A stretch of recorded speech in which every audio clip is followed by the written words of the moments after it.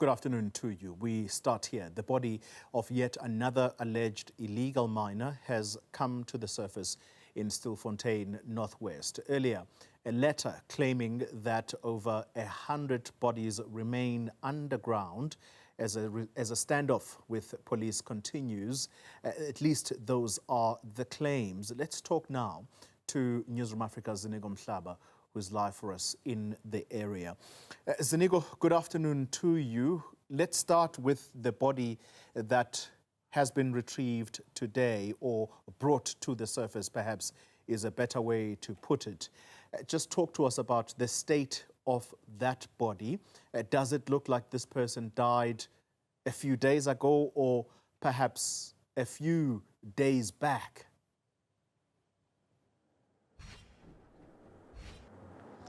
Good afternoon, Xoli. Well, according to one of the community leaders who was on site, actually just on the surface of that hole where that body was pulled out, did describe the body as decomposed, that cannot even be identified through a naked eye. They went on to say that they will need to send a letter to the illegal miners underground just to get at least the name of the body they had identified, which ended up being pulled this afternoon. And that is because the body in its current state, could not even be identified. It was heavily decomposed, but also they made mention of the fact that, from looking at that body, you would not even imagine that those bones at some point had met. That's how, badly it was, saying that it almost, seemed like a skeleton that had been underground for some time. So if you give that,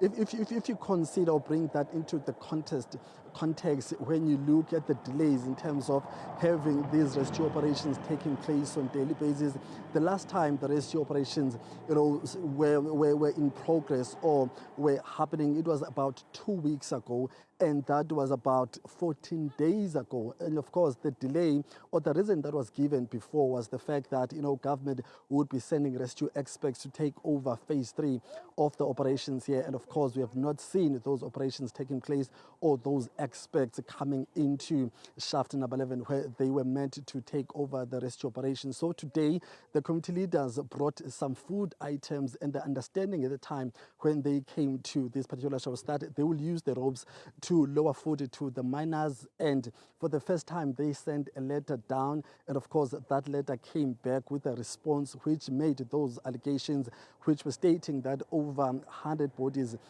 are underground. But also that letter came with a request stating that the situation is so bad, there is a body that has started to smell underground, and they could not live amongst that environment. So hence you saw that body being brought to the surface. So let's take a listen to one of the community leaders who received the letters that came out, one of the letters which came out from the surface. And of course, this is Mr. Levi, who was one of the leaders present here at shaft number 11 today.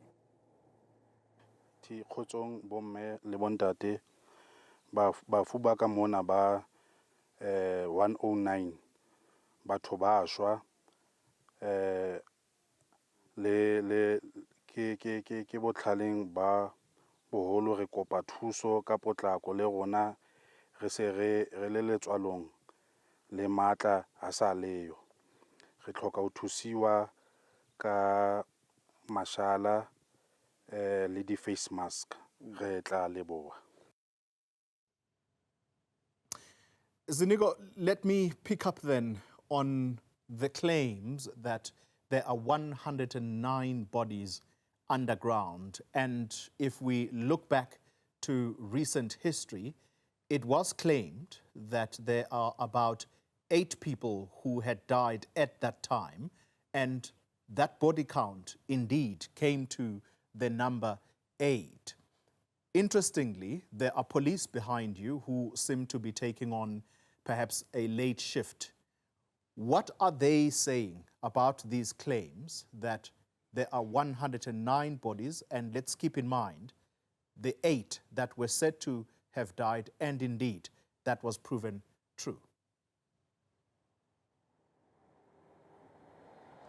So the law enforcement agencies here on the ground only don't really have any powers to really engage or even respond to the situation. But if you look at the overall attitude of the South African Police Service as far as the rescue operations are concerned, they've been standing firm on the position which states that their duty here at these operations, Operation Vala Umgodi, is to enforce law, and that is exactly what they have been doing, or that's what they are going to be doing for the rest of these operations. However, as far as the general state, and by general state I'm referring to all the departments which are part and parcel of this particular rescue team, we haven't had a response as far as these operations, as far as the bodies that are coming out, but also the state in which illegal miners who are surfacing, are coming out in, as far as their health is concerned. So there's nothing much that has been said. However, we are hearing that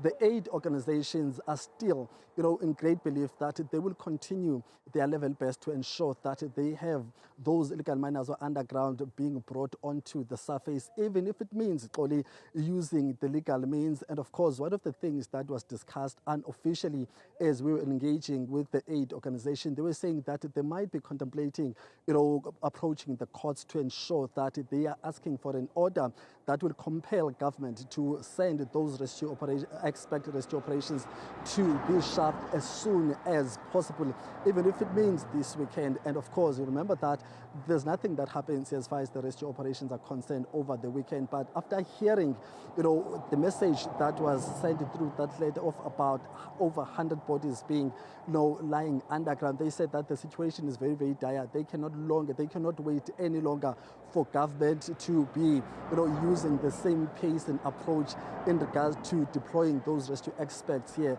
at the scene. So that's the general sense and the attitude of the aid organization. There is no official response from the state as far as the developments that have been developing here at Stillfontein throughout the day, specifically this afternoon.